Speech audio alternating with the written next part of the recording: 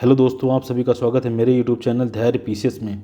आज हम लोग शुरू करते हैं पॉलिटी की क्लास थर्ड। पिछली क्लास में हम लोगों ने पढ़ा था कि टोटल कितनी सीटें थी।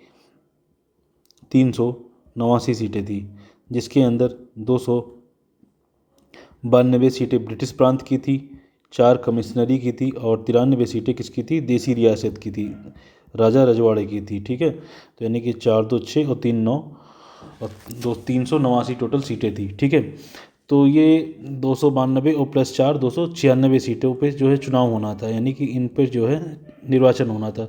तो ये लोग आए कहाँ से आखिर में, जो 296 लोग हैं ये कहाँ से आए? तो चूँकि भारत है, भारत में है जनता, तो जनता किसको चुनेगी?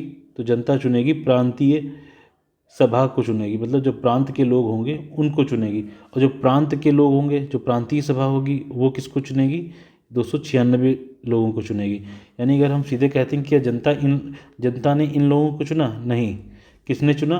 प्रांतीय सभा के लोगों ने 296 लोगों को चुना। यानी कि जनता ने किसको चुना?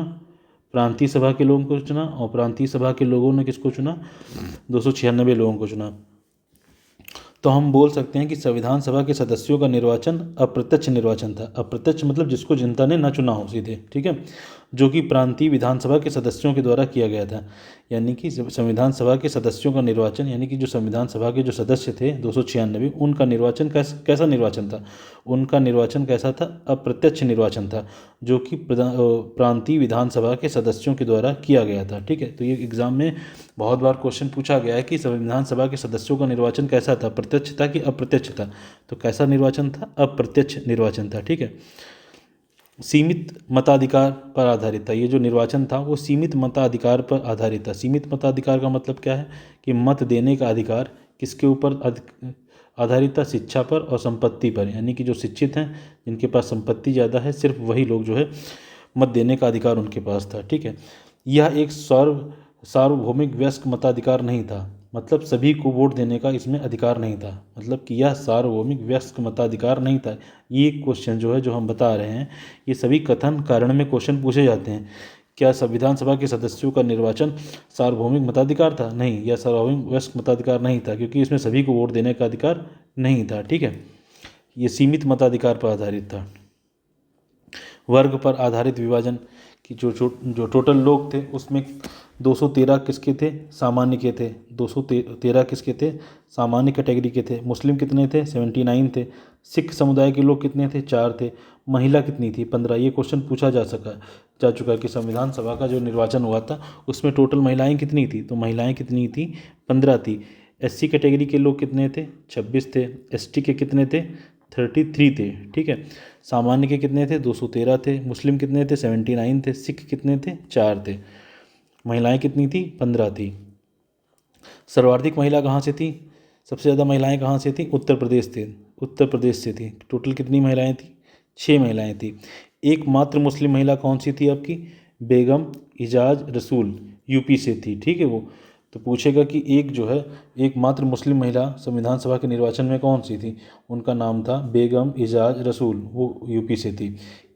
एकमात्र एससी महिला, अनुसूचित जाति की महिला कौन सी थी? उनका नाम था दक्षायनी वेलायुधन, दक्षायनी वेलायुधन, वो मद्रास की थी। ठीक है, एकमात्र राजा रजवाड़े की महिला कौन सी थी? देसी रियासत की महिला कौन सी थी? एनी मस्करीनी, एनी मस्करीनी, वो त्रावणकोर की थी। ठीक है, एकमात्र साम्यवादी नेता कौन से थे? सोमनाथ लाहिड़ी थे। एकमात्र पारसी नेता कौन थे? पीएच मोदी थे। ठीक है, एकमात्र आंग्ल भारतीय नेता कौन थे? उनका नाम था फ्रैंक एंथोनी। अब आंग्ल भारतीय शब्द कई बार पॉलिटी में आएगा, तो आंग्ल भारतीय लोग कौन से लोग होते हैं? ऐसे लोग जिनकी माँ भारत की और पिता कहाँ के हों? यूरोप के। ऐसे लोगों को क्या हम लोग बोलेंगे? आंग्ल भारतीय बोलेंगे। ठीक है, नोट करके आप लोग लिख लीजिएगा कि महात्मा गांधी और मोहम्मद अली जिन्ना संविधान सभा के सदस्य नहीं थे। परिणाम क्या हुआ? जो 296 सीटों पर जो है चुनाव हुआ, निर्वाचन हुआ, उसमें हुआ क्या आखिर में? उसमें हुआ ये कि 208 सीटें किसको मिली? 208 सीटें किसको मिली? कांग्रेस को मिली। 73 सीटों पे कौन किनकी जीत हासिल हुई? मुस्लिम लीग की जीत हासिल हुई। और 15 सीटें अन्य लोगों के हाथ में आई। इसके बाद ऐसा जब चुनाव हुआ कि 208 सीटें कांग्रेस को मिली, इसके ऊपर ग्रैनविल ऑस्टिन ने क्या बोला कि संविधान सभा ही कांग्रेस है और कांग्रेस ही संविधान सभा है, क्योंकि 296 में 208 सीटें कांग्रेस ने जीती। इस बारे में ग्रेनविल ऑस्टिन ने क्या बोला कि संविधान सभा ही कांग्रेस है और कांग्रेस ही संविधान सभा है। संविधान सभा में अधिकांश सीटें कांग्रेस को प्राप्त हुईं। इस बात को लेकर 3 जून 1947 को संविधान सभा का विभाजन हो गया। संविधान सभा के विभाजन के बाद भारत में संविधान सभा की सीटों की संख्या कितनी रह गई? 299 रह गई। ठीक है, यानी कि जब ज़्यादा से ज़्यादा सीटें किसको मिली? कांग्रेस को मिली। तो 3 जून 1947 को क्या हुआ? संविधान सभा विभाजित हो गई और विभाजित होने के बाद में संविधान सभा की सीटें कितनी रह गई? मात्र 299 रह गई। ठीक है, तो 299 रह गई, तो टोटल कितनी थी? 389 थी। विभाजन होने के बाद कितनी बची? 299 बची। हमने बताया था ना कि 389 थी टोटल, जिसमें कि 292 ब्रिटिश प्रांत की थी, 4 कमिश्नरी की थी और 93 किसकी थी? देसी रियासत की थी। ये सब विभाजन होकर के टोटल कितनी सिर्फ सीटें बची? 299 ही रह गई।